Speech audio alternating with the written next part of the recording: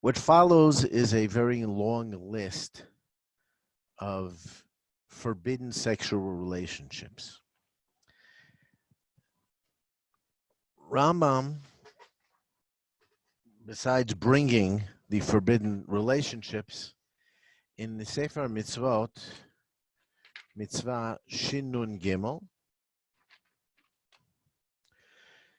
he's here מיקרב אל אחד מהעריות האלה, ואפילו בלא ביאה, כגון חיבוק ונשיקה והדומה להם.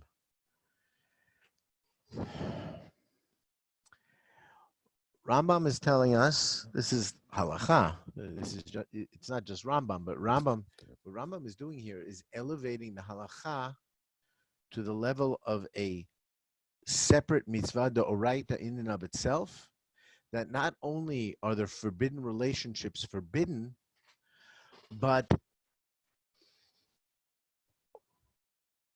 physical closeness to these forbidden relationships is also an isur d'oraita, such as kissing and hugging and other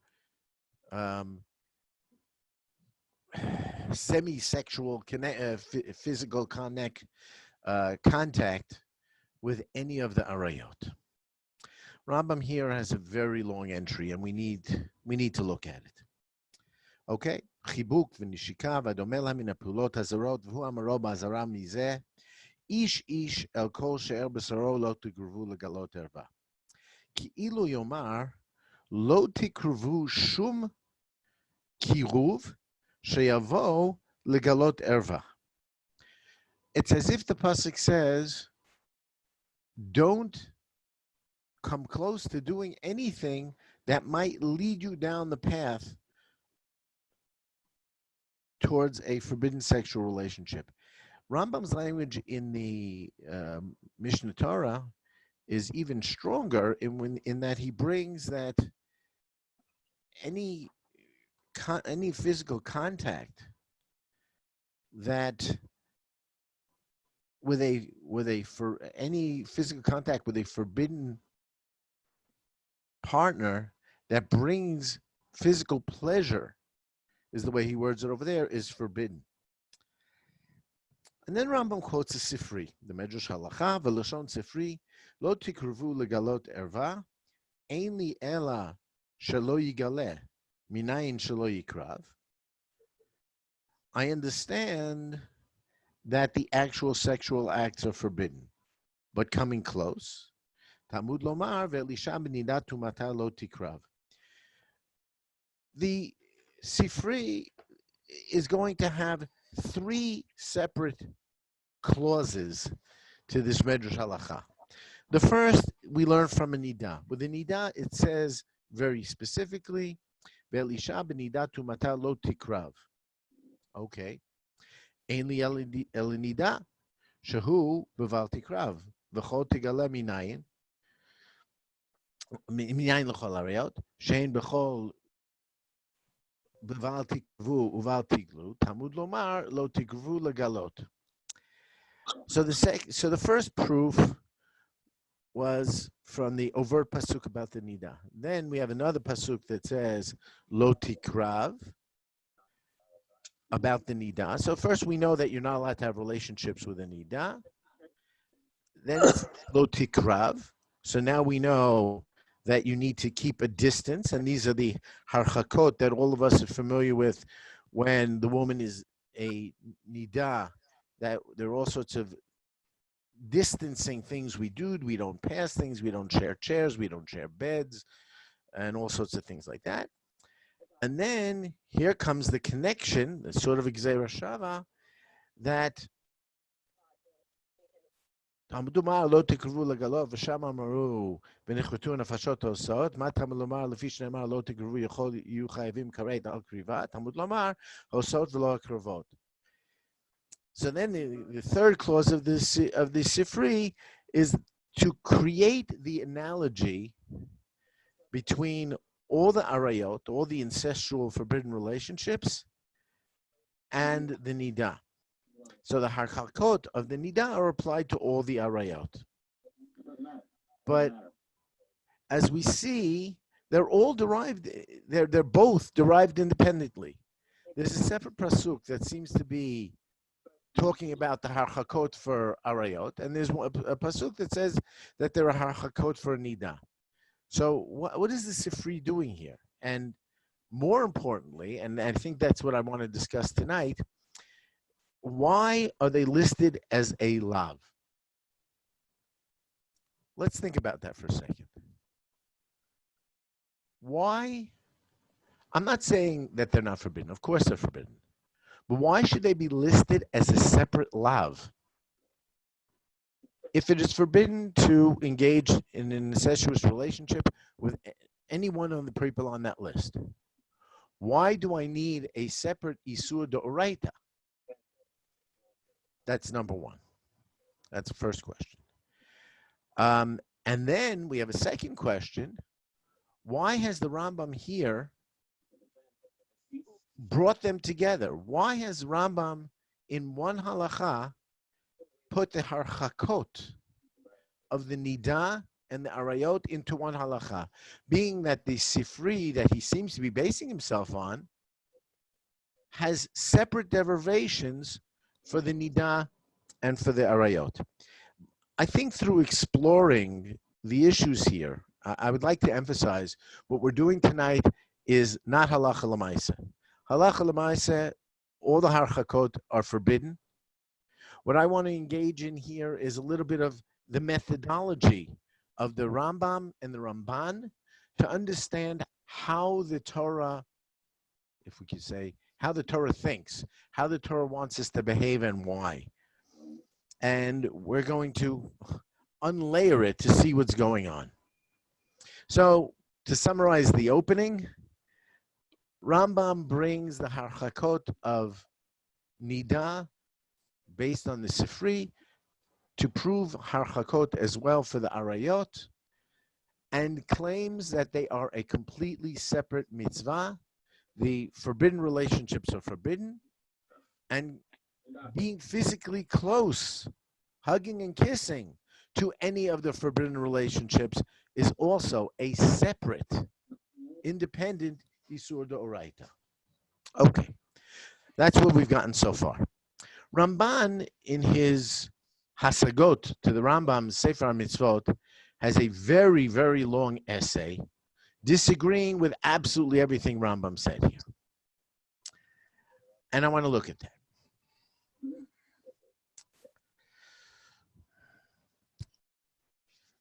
Does it start?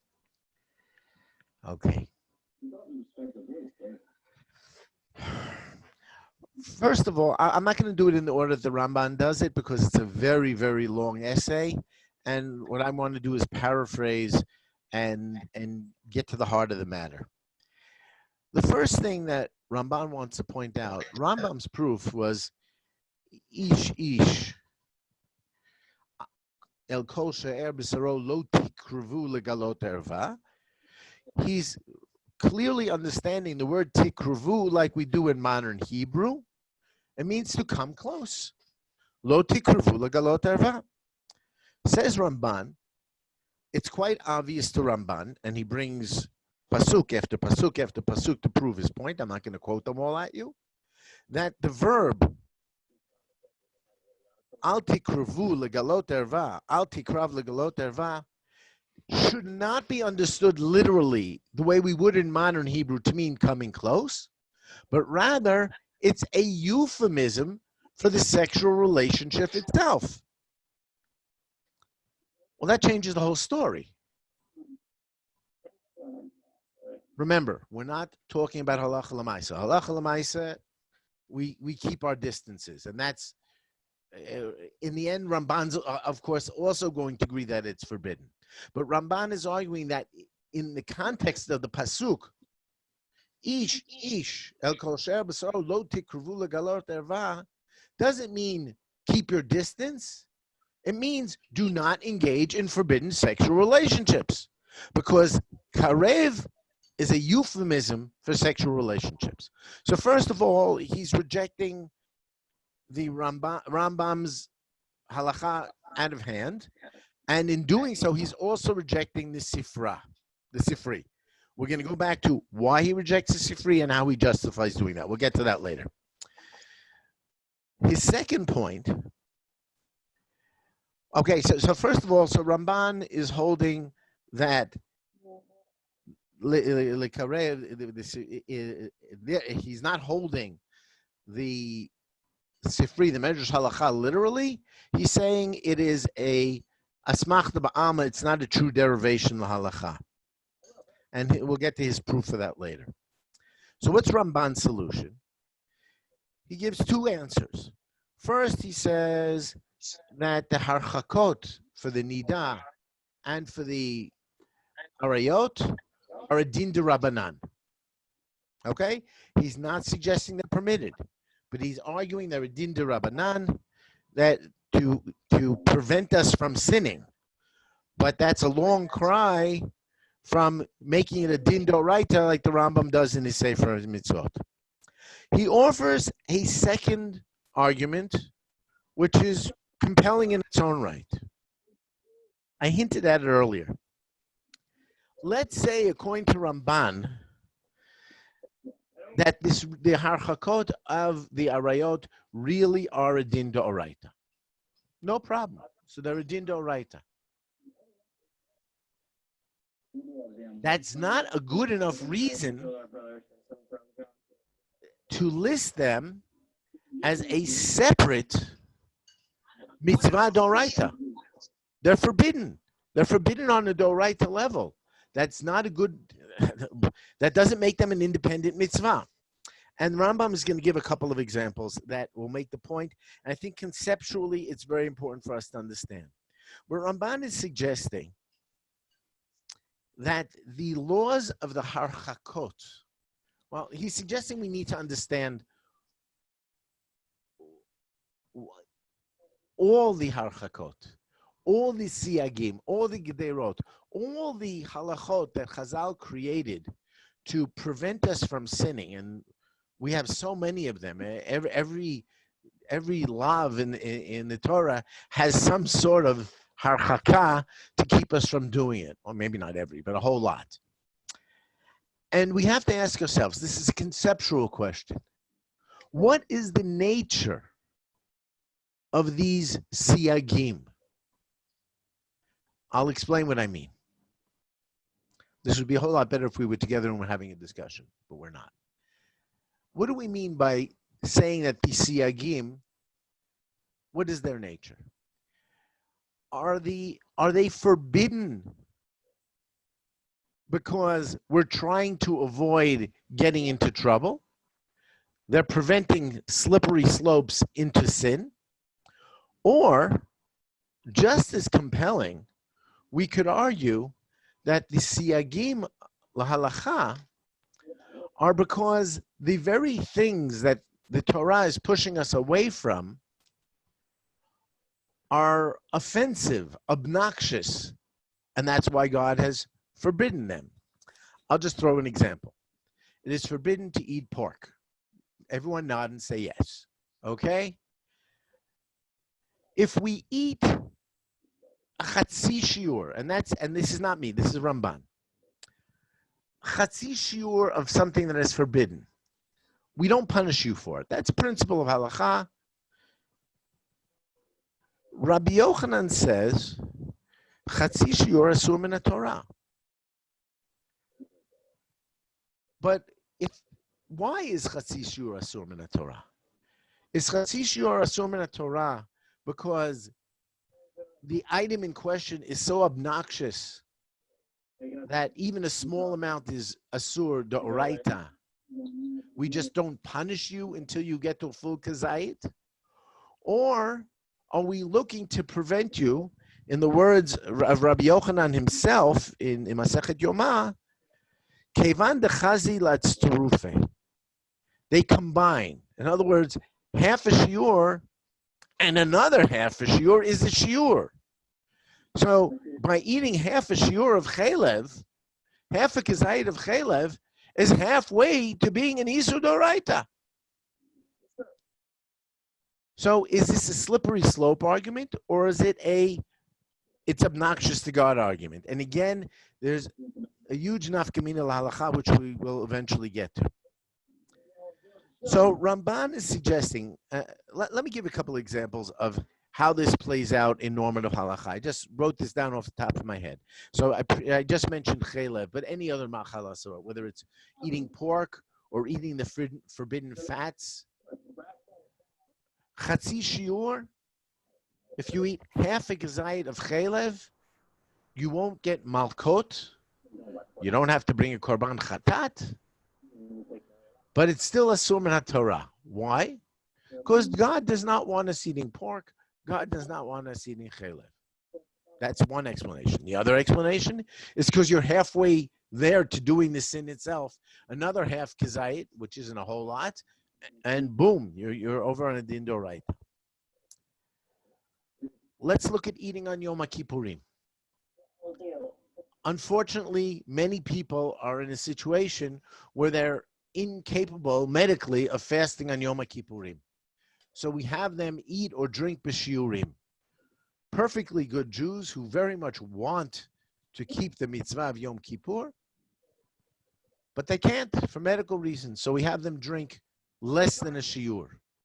So is eating a chatzi shiur on Yom Kippur, drinking less than 30 cc's once every 8 or 9 minutes, is that objectively offensive to God?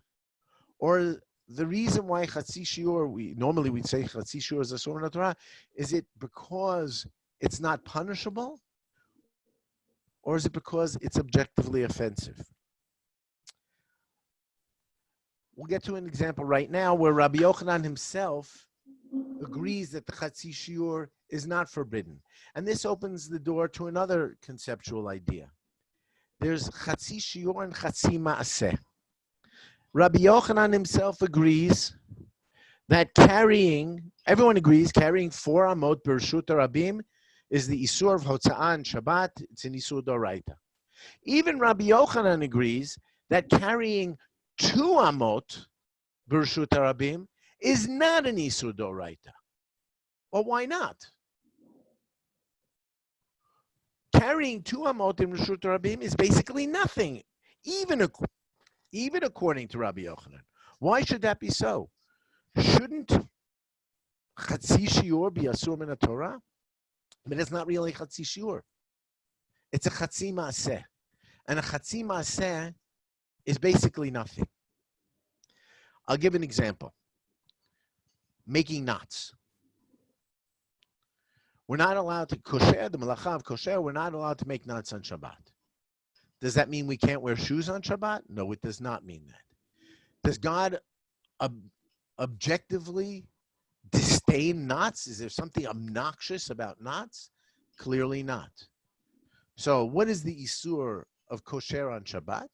It's a machloket, Rashi and Rambam, whether the knot that is forbidden is a kesher shel kayama or whether it is a kesher shel mumche. The difference being, not that it matters for us on practical halacha for most things, it might, is according to Rashi, a kesher shel kayama, any knot that could or would last more than 24 or 48 hours, that's what's asur on Shabbat.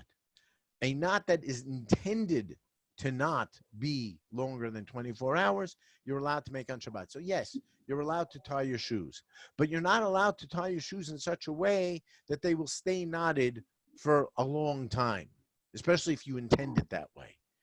According to Rambam, it's about kesher of a mumche. There are different qualities of knots. To our minds, there's just one kind of knots. You just make the knot and you're done. But it's not so simple.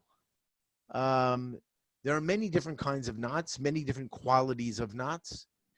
Some of us are old enough to remember back when every shul, when you did Galilah for the Sefer Torah, there was this satin rope that we wrapped around the Torah, made a big bow knot, right?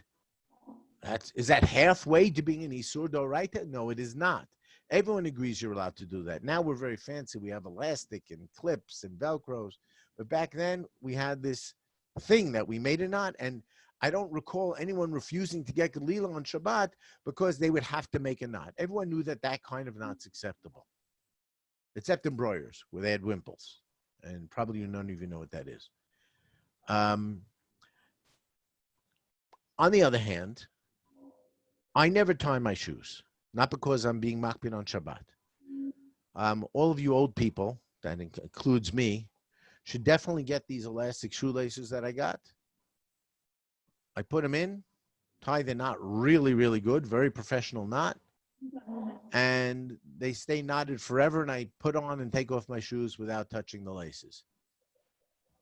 But if I were to tie that knot, if that knot were to come out on Shabbat, it would certainly be forbidden for me to retie it on Shabbat or to even snug it up, because my intention is that that should stay knotted for a very good long time, like a year. And it's not a normal, simple bow knot. It's actually a very fancy knot that David Starr taught me from his years in the Navy. So, knots on Shabbat. A simple knot is mutar lechatchila. Don't need a shinui, don't need anything. A fancy permanent knot is asur doraita. Even Rabbi Yochanan agrees about that. Even Rabbi Yochanan agrees that 2 amot b'reshut rabim on Shabbat is not an isur doraita. So why and what did Ramban gain by bringing this idea of chatzi shiur into the discussion of arayot? So we're asking the conceptual question. What is Ramban trying to do here by making an analogy of the harchakot of arayot and nida to a chatzi shiur? What is Ramban trying to accomplish? I think what Ramban is doing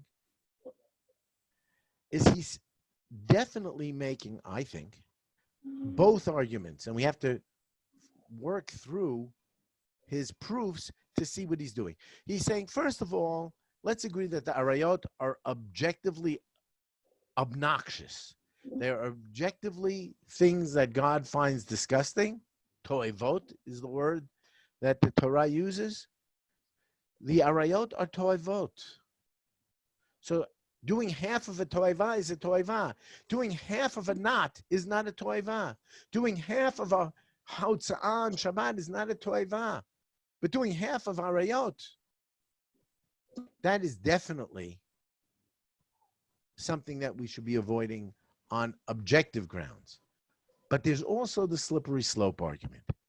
And here Ramban brings in a Gemara from Shabbat.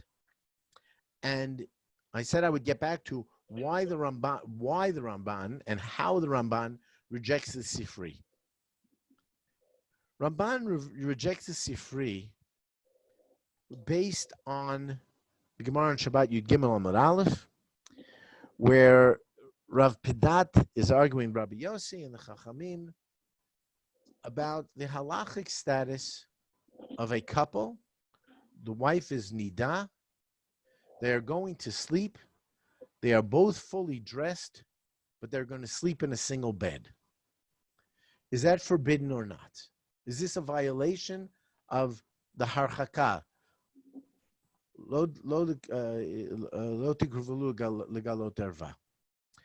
And Rav Pitat says that no, it is not. And the Gemara argues back and forth and eventually brings a proof from a pasuk in Yechezkel that indeed it's forbidden. But Rav Pidat argues on the strength of the careful reading of the pasuk that lo tikavula galot erva, right? That the actual forbidden act for that couple is to engage in sexual relations. And that it should not be considered an isur d'oraita for them to go to sleep fully clothed in the same bed. Now, we have to understand the context here. You read the Gemara just, zooming through Daf Yomi, you'll miss the point. In the ancient world, they had not yet invented pajamas. And they generally you could say universally, they slept without clothes at all.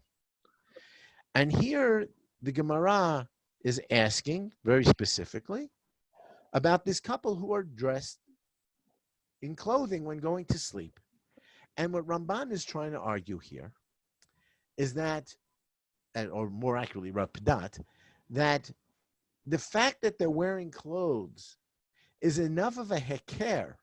It will remind both him and her that they are forbidden to each other in her nidah state, and therefore we have no fear if they sleep together in one bed, because their skin is not touching, and therefore it is not an isur d'oraita. That's Rav Padat. The Gemara rejects, well, doesn't quite reject, but sets aside Rav Padat and brings a different proof from Yechezkel.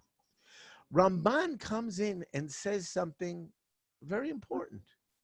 He says, if we Chazal, felt that the drasha from the Midrash Halacha was, in Ramban's word, emet. In other words, if Chazal took that drasha literally and seriously, but he uses the word emet, if it's a drashat emet, in other words, it's an absolute derivation rather than an asmachta ba'ama, then the next line of the Gemara should have been tiyuvta rabdat tiyuvta. That Medrash Halacha should have been a complete and absolute disproof of Rav Padat's position. The fact that the Gemara did not bring the Sifra that the Ramban brought in the beginning of this mitzvah, the fact that the Gemara does not bring that Medrash Halacha to disprove Rabbi Padat is proof that they don't take that particular drasha as literally, in the Ramban's word, emet. It is merely an asmachta ba'alma. It's an amazing thing that the Ramban has done there. I want to make an aside here, just to confuse everyone a little more. What the Ramban did there is a central machloket through all of Sefer HaMitzvot between the Rambam and the Ramban. The Rambam actually writes in one of his Tshuvot, let me see if I can find it. It's a long quote here. He doesn't say it in this context at all, but I brought the book. Let's find it. I should have underlined it. I'm sorry. I'll have to paraphrase it because my eye is not falling on it. It's brought, this particular tshuva of the Rambam is brought by the Kesef Mishnah and the Magen Mishnah in a different halacha, that Rambam says, and he insists that it is true, that we do not derive halachot from the give and take of sugyot in Shas. Of course, the give and take of the sugyot is important. Of course, the conclusions of the Gemara are what create halacha. But he completely disagrees with Ramban that one can, for example, do what Ramban just did, which is to look at the absence of a challenge to Rabbi Padat and say, see, Chazal don't take that drasha seriously. Says Rambam, that's not how we do the halachic process. If you want to be flippant about it, you could say we're not Karaites to the language of the Gemara. So, but Ramban is using that as an absolute proof to not follow the Medrash Halacha that the Rambam brought. Okay, so now let's go back to where we started. Rambam says that the harchakot are an isur d'oraita. Ramban says that they're either d'Rabbanans or they're d'oraita, but they're subsumed into the surim that they're coming to prevent, which is eminently logical. First of all, I'd like to, excuse me one second. Sally, please send me. No, we did not yet do the Havara. Okay. I'd like to get back to what Ramban did and say that for even the Ramban, he actually doesn't hold that it's still right. Then how can I prove it? I had mentioned earlier that the Ramban's rejoinder to the Rambam here is very, very long, and it is very long. And along the way, he cites a whole bunch of Gemarot that discuss the behavior of various Chachamim who were in physical contact with some of their generally younger female relatives, sisters and nieces and things like that, granddaughters. And in those places, the Gemara is always explaining how Rav so-and-so was above reproach and his behavior was above board and everything is fine.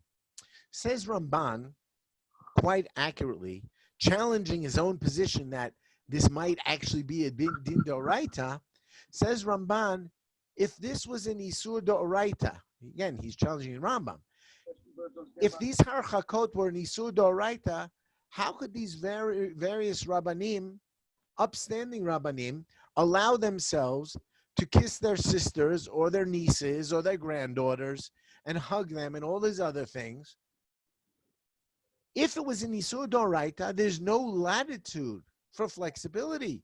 Says Ramban, the fact that men of upstanding reputation and behavior, and therefore we have no chashash that their behavior is improper, and therefore what they did is acceptable, says Ramban, for me that's enough proof that this really isn't a din d'oraita. Again, he's rejecting the Rambam, and he's bringing reasonably good proofs for rejecting the Rambam.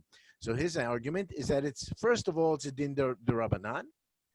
Second of all, even if it was a din d'oraita, it would be subsumed into the whichever lav is in question. Okay. So, as we work our way towards conclusion, we have to ask ourselves, so we've taken the Ramban's side in rejecting the Rambam's declaration that these behaviors are isur d'oraita. So, why does the Rambam say that they are isurim d'oraita? I mean, he knows the same sources that Ramban does. First of all, Rambam is, yes, taking those Medrash Halacha citations very seriously and very literally, that the harchakot are forbidden. And for Ramban's very strong argument that kiruv is a euphemism and not a verb unto itself, we need to look at the Rambam in his Perush and Mishnayot. And there he doesn't address the question, but I think the answer to our question is right here. Rambam in the Perush and Mishnayot.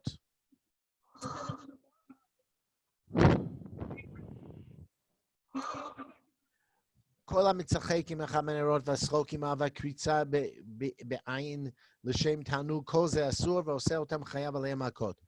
והם כולם כלולים בתוך שני לאווים האמורים בתורה, אחד הוא אמרו יתלה לא תקרבו לגלות ערווה, כאילו אמר התרחקו מדברים המקרבים והמרגילים לגילוי עריות, וכן פירשו הוא לא תקרבו ולא לגלות ערווה. והשני, אמרו לבלתי עשות מחוקות התועבות, is an important klal in the Rambam, a very important klal in the Rambam. When Rambam quotes a pasuk, you have to look up the pasuk, because as often as not, or maybe even more often than not, the half of the pasuk that he didn't quote is the part that he wants us to be looking at. Why he does this? I think to force us to look things up, which is a very good habit to get into. And what he wants us to see is chapter 18, pasuk 36. No, wrong pasuk. Pasuk 30. Ushmartem et mishmarti. It's the last pasuk in Parshat Acharei. Ushmartem et mishmarti levilti asot mechukot hatoivot asher nasu leflechem velo titamu vahem ani Adonai Elohechem. Rambam is clearly stating, or at least I think he's clearly stating in the Perush HaMishnayot, that the operative pasuk that we're looking for is not ish isha kol she'er b'saro lo tikvu legalat dava, but rather ushmartemet mishmarti. The summary pasuk for all of these arayot is ushmartemet mishmarti. There's a mitzvah to guard against something. What is the something? Mishmarti. What is Mishmarti? The whole previous paragraph. What is the whole previous paragraph? The arayot in general, including the nida, and including all the incestuous relationships, and including homosexual relationships, and including animals, and every other form of forbidden sexual relationship is all there in the same paragraph. And the summary pasuk is Ushmartemet Mishmarti. And Rambam is telling us Ushmartemet Mishmarti is a standalone mitzvah. And that's his actual proof that it's a mitzvah doraita. I think if Ramban had realized that, he might have approached this whole thing a little differently. For Rambam, Ushmartemet Mishmarti is a call to action. It's not merely avoiding doing the Isurim doraita, but it's actually having an active defense to prevent slipping into these arayot. And how do we prevent slipping into these arayot?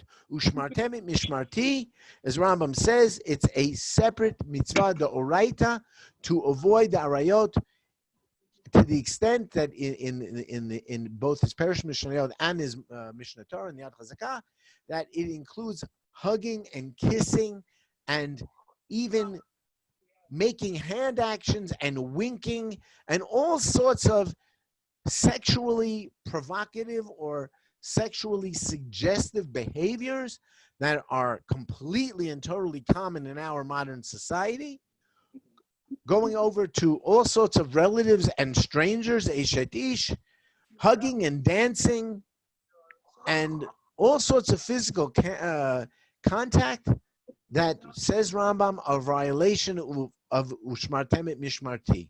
So even if we concede to Ramban all his points about the euphemism of likarev is a euphemism, even if he wants to reject the Medrash Halacha of the Sifra based on Mesesechet Shabbat Yud Gimel Amud Aleph, even with all those, Ushmartemet Mishmarti is a completely definitive proof that the harchakot for nida and the arayot are a separate mitzvah.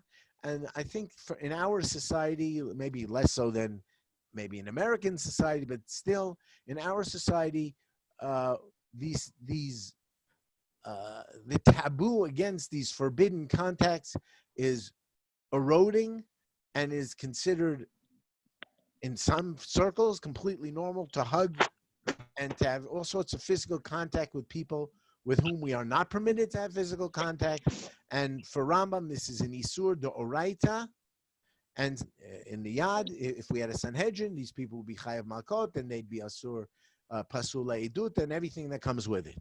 So I think I've done a reasonably good job of defending the Rambam, explicating the Ramban, and we learned a little bit about Chatzi Shiur also as well.